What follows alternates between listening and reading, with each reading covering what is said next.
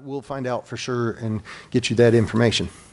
But we're going to start a 3-part series, and it's entitled, Do Not Love the World. Now, I can remember as a kid, sometimes we'd have traveling evangelists that would come around, and they would mention that phrase quite a bit. Being in youth camp as a kid, I would hear the evangelists at the youth camp tell us quite a few times, do not love the world.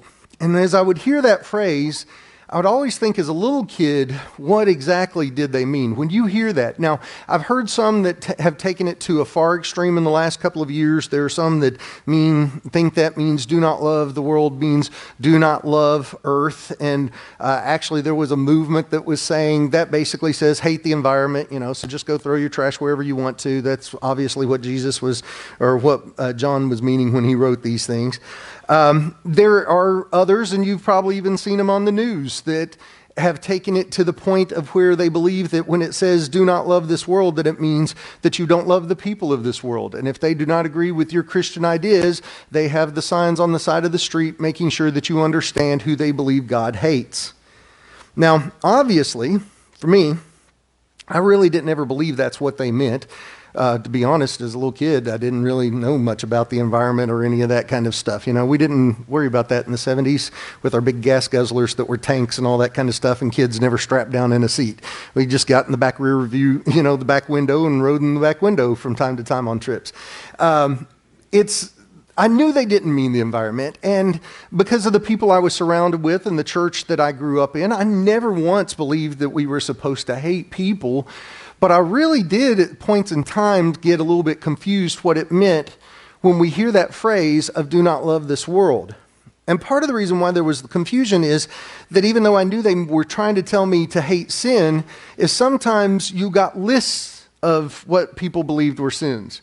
Now, some of us that were raised in this denomination or this movement know that we've had some very solid teaching that we were raised in that are biblical, that we still hold to. They're timeless truths. But there are others that as time has gone on, we've read scriptures and read the context and understood that, hey, maybe we got this wrong and we need to adjust on what we've said on that.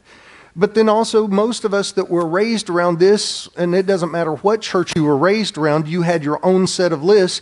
Some of us, I can remember being told I shouldn't go to, not by my mom obviously, but I was being told I shouldn't go to baseball games by some people. And they didn't want, Joe's told us many a Wednesday nights about racetracks and not understanding the differences between the racetracks that go straight and the ones that go in a circle, those kind of things. I've met a lady one time that was actually, worked with her at Sam's Club, that attended this church as a small child, that was told she wasn't going to heaven because she wore a pair of jeans. Not to church, to public. Oh, how things have changed, obviously, in quite a bit of time for the pastor to be wearing them on a Sunday morning compared to what she heard. And that was the problem, is sometimes these lists didn't feel as holy or scriptural as other lists sounded like. And then if you talk to your friends that went to another church, they may tell you there's other things that go on the list and the things on your list didn't really matter. So it could get really confusing if you heard somebody say to you not to love this world, to figure out what does that really mean? What was John writing about when he told it? And so maybe you struggled with that too.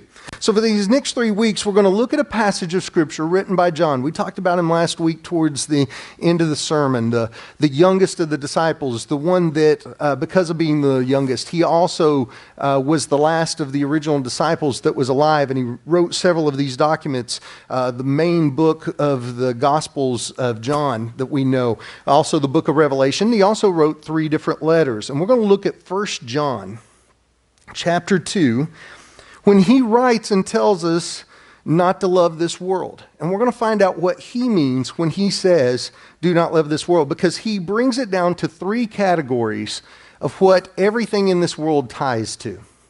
We see it in 1 John chapter 2, starting with verse 15. He says, do not love the world or anything in the world. If anyone loves the world, the love of the Father is not in him. Well, we don't like this nowadays. We like touchy-feely Christianity and we like touchy-feely gospel, but John is sort of drawing a line in the sand immediately on what he's saying, and that may make you uncomfortable. Honestly, probably for a lot of us, it should make us very uncomfortable because he's telling us, you got to choose the way you live your life if you're truly going to be a follower of Christ. So we start out by having to make a decision. Don't love the world. And if you do love the world, truly, the love of the Father is not in you. So we need to go a little bit further into what does this mean to love the world. He says, for everything in the world, the cravings of sinful man, the lust of his eyes, and the boasting of what he has and does, come not from the Father, but from the world. So for John, the things of this world boil down to three things or three categories they'll fit into. Number one, the cravings of a sinful man, and that's where we're going to focus today. Number two, the lust of the eyes. That's next Sunday. That's why I said probably could get some people here. Hey, we're going to talk about lust next week. Oh, okay. Church sounds interesting all of a sudden. I'll go. You know, they always say men don't enjoy going to church. You tell them we're talking about lust. People will be, oh, church would be great next Sunday. We could do that. And then the third one is the boasting of what he has and has done or does. So we'll be talking about those over these 3 weeks, and we're going to start out today by talking about the cravings of a sinful man. John goes on to say this, the world and its desires pass away, but the man who does the will of God lives forever. We need to understand this about sin. It's temporary. Now, I'm a firm believer in you got to be completely honest, you know. It really doesn't do you any good to be up front preaching in church and you're not an honest person. Well, some people do it, but it's not really what's supposed to be done, right? I believe you got to be honest. There's joy and pleasure in sin. You know, sometimes I'd hear that when I was little. I would hear people say, there's just no joy or pleasure in sin. And it's like, I must be doing sin wrong because there is when there is. And to be honest, if there wasn't, why would anybody sin? There would never be any sin. But we have to understand that joy, that pleasure, that moment of feeling like this was something good I've just done here or brought you joy or pleasure, it's temporary. It doesn't last. It's an emotional high. It's a spiritual high that you feel for that moment, but it never lasts. You're always going to crave more. The more you give yourself over to any sin, the more you're going to crave out of that. And the more will always take you farther than you planned on going. Always will. If you're wanting to be very honest with yourself today, because, you know, we struggle sometimes, especially if you're not naturally a believer in Jesus, you've just not ever given your heart over to Christ, you will, you may argue with if somebody gives you a scripture and says, we've all sinned and fallen short of the glory of God. You may struggle with that side of it. But then if I put it to you this way, how many of you have said a New Year's resolution and then let yourself down? How many of you have ever made a promise to somebody and never kept it? You know, we sin all the time. We set a high mark and then we fall from it. And that's what sin truly is we've got this high mark with God and then we've fallen from it. So all of us know we failed. We've sinned. We've not done right in our own eyes or in anybody else's. At some point in time, we recognize all of us have struggled in that sense. And the more we give ourselves over to it, the more that we find ourselves craving more. You know, this week and last week was a little bit cooler on the weather, but you go back 2 weeks ago and everybody that was complaining about winter was all of a sudden falling on their faces before God and crying for snow. Because they were like, God, we don't want to feel this oppressive heat anymore. You couldn't even breathe most of the time. You'd step outside and it would be like, why did I even bother taking a shower today? Because the moment you step outside, immediately you just begin sweating. And so if you did any kind of work outside or even just spent even a few moments going from outside to do one thing or the other, first thing immediately is you want something to drink. Water's the choice that I've got today. But you wanted something to drink. And then you go back because that quenches the thirst and immediately you don't feel like you need anything. Maybe you take a little bit more than a sip. I didn't need more than that right now. It's pretty cool in here. I can handle that. But the more I go and do, pretty soon I'm thinking again, I got to go back. Because what quenched the thirst for a moment no longer quenched that. I got to go back. I don't know about you. I have never found a bottle of water or a cup of sweet tea that I never wanted to drink anything again after that. I always have to go back. Because my thirst isn't quenched with just one sip or one drink. As a matter of fact, I even think sometimes, especially if you drink McDonald's sweet tea, which they put crack in that, that's why it's so addictive, you've got to go back every chance you can get to get more. Because once you've tasted it, you've got to go back. And so you can go back and you can start working and doing a little bit more, and you can get to doing more, and you're sweating outside. And then what do you think is, because I've tasted something refreshing, I've got to come back and I've got to get it again. And every time you drink a little bit more, and every time you find yourself doing a little more, and every time you end up finding yourself puffing a little more, drinking a little more, touching a little more, viewing a little more, because what satisfied you once no longer satisfies you. It's always, always, always something more that your body's naturally going to crave. It's the nature of craving.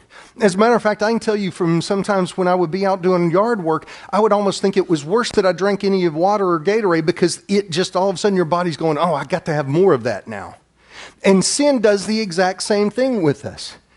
I've yet to meet one person that's a struggling alcoholic that ever says, it's all still just for fun.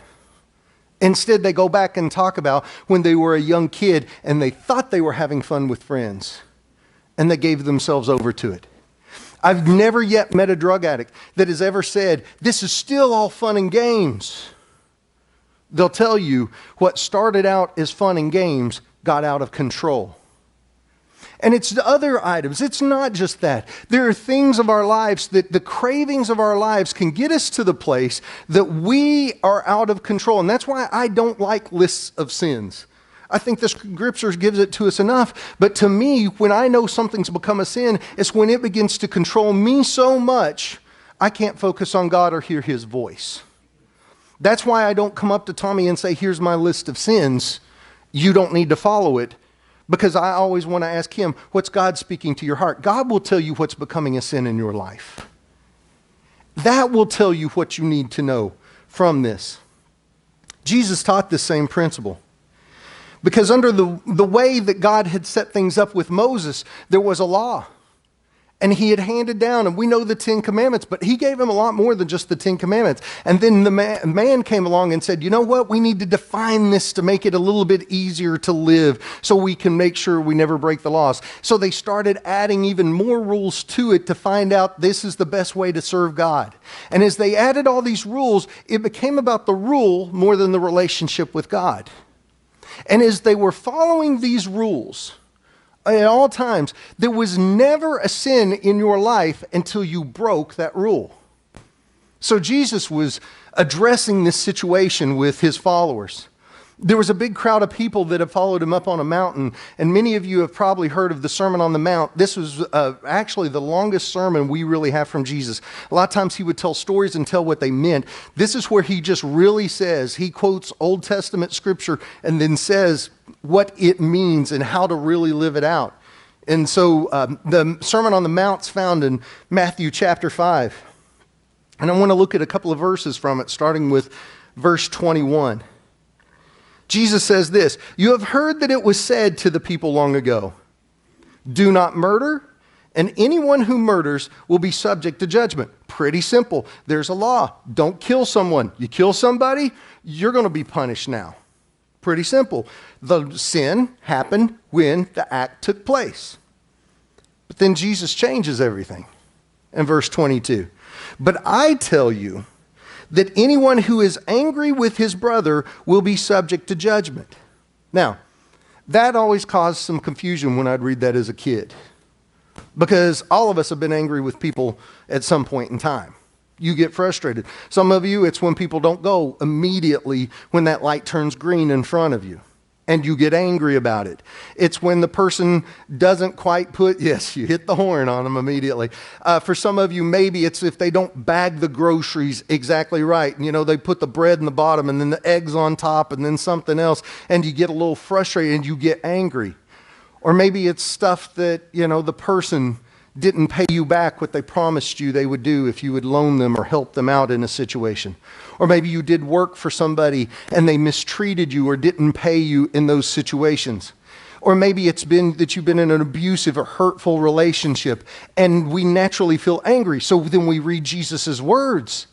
And he says, if you've ever been angry with someone, or how, as he puts it, I want to make sure I say it right, but I tell you, anyone who is angry with his brother will be subject to judgment. And he's equating this to murdering somebody. And there's this, well, wait a second. We've all done that. Well, the words that Jesus used whenever he said that you're angry, he was using a phrase that was more along the lines of that you are angry with them to the point of wanting them dead. That means that there's that person that gets on your ever-loving last nerve. And if that person, you woke up tomorrow and for some reason it was on the front page of the Tennessean that person had been wiped off the face of the earth, you're not going to feel too bad about it. Matter of fact, you possibly even dreamed it would happen. You don't want to admit it, you don't want to say it, but deep down inside you've thought, well, that'd be a great newspaper. I might actually buy a newspaper again if they had that on the front page. It will be a historic moment in your life to have that obstacle, that person that's hurt you, that person that you're bitter at, that person that's done you wrong, to have them gone. And it gets to the point that, as I said, sometimes maybe you've even thought about what would life be like if they were no longer alive. And what Jesus was telling them is there's a different way to interpret, because it was never about the law. It was about the relationship with God. And it was about the purity of our hearts. And if we just say, you can hate everybody you want and wish they were wiped off the face of this earth, but as long as you don't kill them, there's no sin, Jesus says that doesn't make sense. What makes sense to Jesus' way of thinking and the way as followers of Christ that we need to see things is this: what's really going on in our heart? What is the craving of our heart? And if the craving of our heart is to hurt someone for the ill intent to somebody else, that we have allowed anger and bitterness to get so rooted in our lives that we wish they were wiped off the face of the earth, Jesus says, you're just as guilty. It's the same. You might as well have... I am not telling you to murder someone. I'm telling you to deal with the heart issue, not the murder, okay? I don't want anybody going and saying, he said kill him, No, that's not where we're going with this. The intent is to deal with our heart and to realize what's really there. Why? Because as we've learned and we've studied, and matter of fact, we've covered it a couple of times over the last 2 years, is God is not upset when we get angry, but the problem is when we hold on to anger, it becomes bitterness, and it tells us that's the foothold of Satan in our lives. And every single one of us knows somebody that's bitter, and they've become such a harsh, hateful person that nobody can stand being around them. So the deal was, Jesus was saying, I don't want you walking around with that anger in your life anymore. I don't want you walking around with that bitterness in your life anymore. I want you to let go what that person has done to you. I want you to let go those things that you've held on to so dearly. Just let it loose. Free yourself from that baggage. Free yourself completely from that baggage. Here's the thing that's always tough to me. Is you can do most anything to me. Mom made a statement to me one time, as she said, sometimes, Jeff, I think you're too stupid to know when you should be offended. And I've quoted that, and I've thought several times, I don't know if I should be offended at her wording it that way or not. So she's probably right. But you hurt somebody I love, and that aggravates me. You hurt somebody I care about, and I see them in pain. Now I'm angry. And I've had to learn. As a matter of fact, I was mentioning this with our state bishop. Those of you that know Lindsay that was here, Lindsay's dad. We were sitting down and talking with him last night, he and a friend of mine. And I told him, I've had to come to the realization that if God wanted me to be angry and bitter about a situation, or to deal with anger and bitterness about any situation, he would put me in it. So just because my family may go through it, I can't put myself in that situation. I can only deal with what God's allowed me to go through. And sometimes we take other people's hurt, and out of love, we do this. We take what has happened to these people, We take their hurt, their situations, their pains, and we have placed it on us because we love them and we care for them. God will give them grace to go through the situation, but He didn't let you go through the situation, so that's not the grace there for you on that. You've got to remove yourself from that situation and pray for all involved. That's tough. Murder's easier. That's always one of my favorite statements is Jack Benny, who is one of my all-time favorite comedians who changed the comedy world with his old radio show and TV show. I love listening to the old Jack Benny radio shows. And any of you younger ones that don't know who Jack Benny is, you need to go find him online and listen to him. Brilliant comedian, totally changed the comedy world. And Johnny Carson, who used to host The Tonight Show, asked him one time, he said, "Man, I can't stay married. How have you and Mary Livingston stayed married as long as y'all have?" Because they'd gotten close to, I think it was 50 years of being married. He said, "Here both of you have started movies, TV shows, vaudeville, radio, and how have y'all stayed married?" He said, "Because we've never once uttered the word divorce in our lives." And Johnny just looked at him shocked. I've watched the video of it. He goes, "You never uttered the word divorce?" And Jack goes, "Murder? Yes. Divorce? No. We never uttered it." Murder is actually the easier part. Working through our hurt, working through our pain, working through broken relationships, working through the things that have hurt our family, that's tough. And Jesus is saying, sort of what I told my son today when he said something was too heavy to lift as he's holding it with one hand, toughen up. Sometimes we need to grow up and handle the tough situations. And sometimes we need to let go of the things that have just happened to us, but it's even harder to let go of the things that have happened 10, 20, 30, 40. Do we need to keep going? Because I'm just going to assume everybody's right at 50 years old in here, right? Yeah, that's it. Or only 50. That's it. Maxed out at 50 at this church. Holding on to that pain even further than that. All you're going to do is give a foothold to Satan in your life. What Jesus was telling us was this: your thought life matters. Your thought life matters. How you view people, how you think about them, how you react to them, your thought life matters. And it's a craving inside of you that He's telling you, you have to get it under control. Being a follower of Christ, you have to get it under control. Because if you don't, it will own you. That's why some of you, while I was talking about these things, you even started zoning in and out of what I'm saying because you're seeing the face of that person I'm talking about that's either hurt you or your family. And some of you, it got to the place you felt a little uncomfortable because you got to thinking about, but if I let go. I can remember one time particular as I stood in the back of the chapel at the campground. We used to have a college and career age camp. And a friend of ours from the Bellshire Church, Sterling Murray, came and prayed for me. And at that time, I thought, well, Sterling's coming to pray for me. Cool, that's it. I like hearing her pray.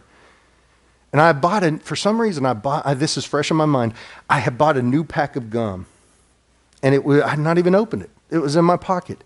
And I put my hands in my pocket. Can't do that because of this. But I put my hands in my pocket. She's praying for me.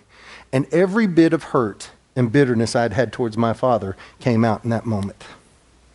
And I can remember, and Angie was there as a camper, I can remember doubling over in pain. Because I actually literally in my mind was thinking, if I let go of this, what am I going to replace it with? And love didn't seem to be an option to me. And as she prayed, and a few others came and prayed for me, I literally felt as if a plug was ripped out of my heart as I asked God to forgive me of anger and bitterness. And I can remember feeling as it was if there was a hole literally in my heart. And then it felt like somebody poured the coldest ice water ever over, and I felt my heart fill up with what I assumed was love. I had not realized something had gotten deep-rooted in my heart. And matter of fact, in a lot of cases, I like to think I was super Christian Jeff Jones out to save the world. But I was living with bitterness and anger in my heart, and God needed to remove it. And when He did, it felt like I had a hole in my chest at that moment. I needed something to fill it up. And I really, in my heart, have felt today, some of you are sitting there going, but to forgive that person, what will I replace it with? I want to challenge you to replace it with God's love. And that can only happen when you're willing to finally say, I'm done with this bitterness. I'm done with this anger. I'm done with being hurt at this person that hurt me. Or I'm done being hurt at this person that has hurt somebody in my family. There's an old saying, and it's been credited to several different people, but most of them turn right around and say, I never said it. I've quoted it, but I never said it. So we'll just mark it as being unknown. It says, sin will take you farther than you want to go, keep you longer than you want to stay, and cost you more than you want to pay. That's anger. That's bitterness. That's any craving. You know, I've sort of focused on one in particular here because of Jesus mentioning it. But the reality is he goes on and gives several different situations. And in every case he says, you know the law, you know the rule, and you think you only do bad when you break the rule. And reality is, what's the intent of your heart? What's the craving of your heart? That's what you need to deal with. So, I want to ask you today, what sinful craving are you fighting? And it's fighting for the attention of your soul. Because it will get control of your life, even when you don't realize it does. Maybe even some of you need to come to the reality, deep down inside, you know something's controlling your life and you've been not wanting to acknowledge it, because to acknowledge it means you acknowledge you have an issue in your life. I want to challenge you to fight. Fight for your soul. Fight for your marriage. Fight for your children. Fight for the legacy and the heritage you're going to leave this world. Don't give in to those cravings and don't let them control your life. Because these sinful cravings in your life, they're going to kill every relationship you have. Sinful cravings not only harm your relationship with God. I bring this up all the time because we live in a society that says, it's my life. I can do what feels good to me. Reality is, when you make a choice, you impact somebody else's life. And the choices you're making are hurting somebody else's life. I want you to fight and let go of those today. Don't love the sinful cravings more than you love God. Don't love the sinful cravings more than you love your family, your friends, your co-workers, the people around you. Don't love this world. I want you to choose today to fight and to love God. I want you to bow your heads, because I want to offer you an opportunity to do just that. I want you to fight. And see, this is where we get to the place, and I know some of you have been in and out and maybe haven't been around when I've said this, those that are here most Sundays hear it all the time, is that this church is full of a bunch of messed up people that need a Savior. It doesn't mean that we continue to live in sin. We're just saying, hey, we've all messed up. And so we don't judge anybody here. So somebody that maybe has been a Christian for 50 years in this church, or somebody that's maybe been a Christian only for a day, or maybe you've never given your life to Christ, but you know there's cravings that are controlling your life. It may be physical cravings and chemical cravings, or it may just be something that's going on in your heart and it's controlling you. And God's brought that to your forefront of your mind today. I want you to come and pray. Tommy and I will pray with you here. Mom, Kimmy can come and pray with you here. Others can come and pray with you. But don't let your life be controlled by sinful cravings. Some of you, it may be that you have been so hurt and bitter and you've not realized that your anger has gotten out of control in your life. I want you to let go of whatever it is, because we got to get to it. We got to find what that root issue is, and we need to deal with it so you can be the person that can change this world that God designed you to be. Are there any that want to come and pray?